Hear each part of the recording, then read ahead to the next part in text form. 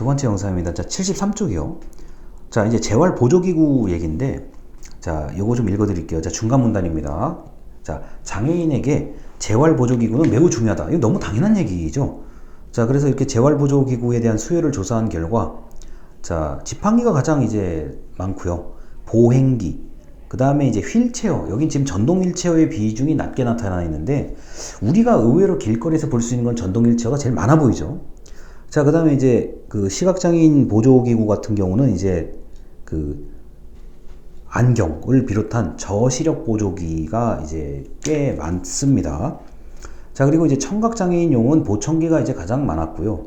그 다음에 이제 그 언어장애가 있는 장애인 같은 경우는 그 인공적인 목소리를 낼 수 있는 그런 그 장치들이 있죠. 자, 그래서 이렇게 몸에 부착하거나 또는 반드시 가지고 다녀야 되는 것들이 보통 재활보조기구죠. 자, 그래서 이런 것들이 다 있습니다. 자, 그래서 이렇게 그 74쪽을 보시면은, 자, 각종 보조기구가 이제 그 이름들이 나와 있어요. 그래서 제가 좀 뭐 몇 개 골라서 보면은, 뭐 지팡이를 비롯해서 보행기, 휠체어, 그 다음에 전동 스쿠터 같은 거는 뭐 보실 수가 있고요. 그 다음에 시각장애 같은 경우도 이제 화면 확대기, 자, 점자 정보 단말기가 있고요. 자, 화면 해설기 같은 것도 있고 여러 가지 것들이 있습니다. 그리고 이제 시각장애인 안내견이 이제 가끔 우리 그 언론에 등장하기도 하죠. 자, 그리고 이제 그 74쪽에 그 표를 보면은 뭐 의사소통을 보조하는 기구들이 있을 수가 있고요. 그 다음에 이제 말 그대로 자, 신장이라든가 호흡기에 해당되는 그런 기구를 이제 부착하는 경우들.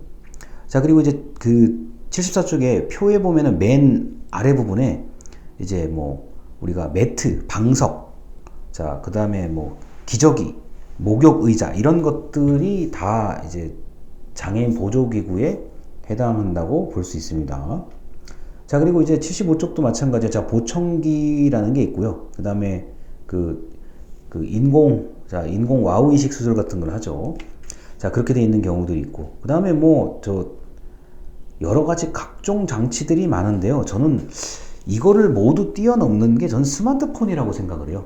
저 개인적인 생각입니다. 왜냐하면은 제가 뭐 주변에 이제 장애인인 어떤 사람들을 제가 가르치는 일도 하고 있고, 봉사활동을 비롯한 뭐 우리 지역사회에 관련된 복지 어떤 이런 계획이나 이런 것들을 제가 살펴볼 기회가 있는데, 그 스마트폰이 어마어마한 역할을 해요. 제가 보기에는.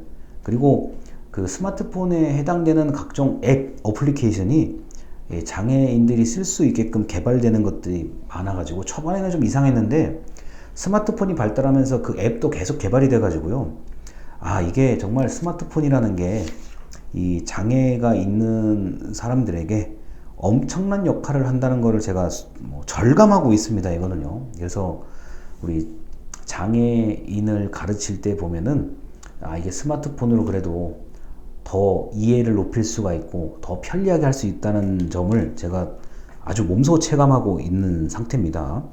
자, 그래서 이렇게 73쪽부터 74쪽, 75쪽까지 이 도구에 관련된 얘기가 나온 거고요.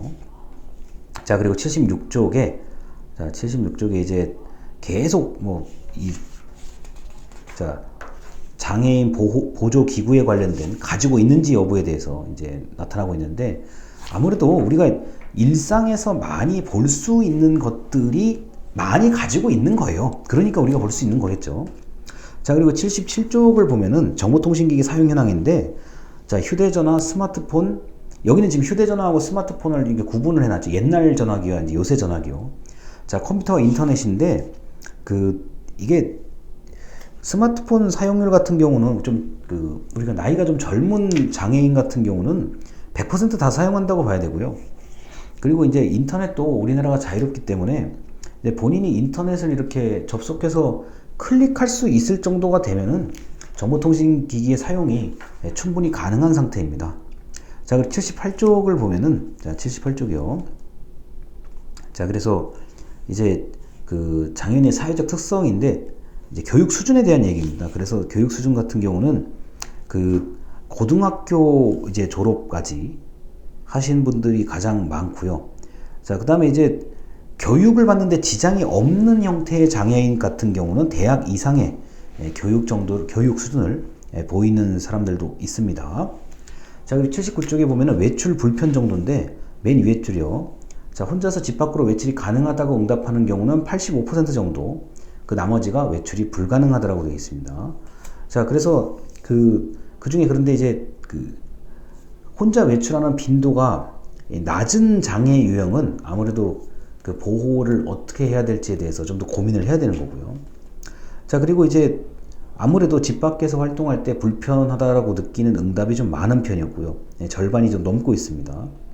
자, 편의시설의 부족, 그 다음 외출 시에 동반자가 없는 등, 그리고 주변 사람들의 시선 등등이 외출 불편에 영향을 주고 있다라는 거죠. 자, 그래서 뭐 교통수단도 마찬가지로 대중교통을 비롯해서 개인 교통에 의존하고 있다는 것 정도 볼 수 있겠습니다. 자, 그리고 이제 결혼 생활인데요. 자, 81쪽입니다. 자, 위에서 두 번째 줄에, 자, 유배우자, 자, 배우자가 있는 경우가 절반이 넘고요. 자, 그리고 자폐성 장애인 같은 경우는 이제 전원 미혼 상태입니다. 자, 그래서 그 지적장애, 정신장애, 뇌전증 같은 경우는 자, 미혼 비율이 높은 것으로 파악되었다. 이렇게 되어 있습니다. 자, 그래서 이 결혼 당시의 배우자의 장애 유형에 대해서는 자, 이제 지체, 청각, 언어, 시각, 지적장애의 동일한 유형의 장애를 가진 배우자를 선택하는 경우다라는 거 정도를 보시면 되겠습니다. 자, 그리고 이제 82쪽입니다. 자, 그 결혼 시에 배우자의 장애 여부에 관련해서 배우자가 장애가 없다라고 응답하는 경우가 압도적으로 많았고요. 자, 이렇게 뭐 이 조사 결과에 따르면 뭐 이제 장애인끼리 혼인하는 경우는 매우 드문 일로 파악되었다라는 얘기가 좀 더 주목할 만한 내용이라고 할 수 있겠습니다.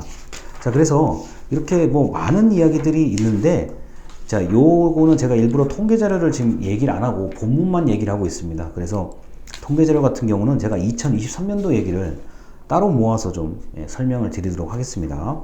영상 여기까지입니다. 감사합니다.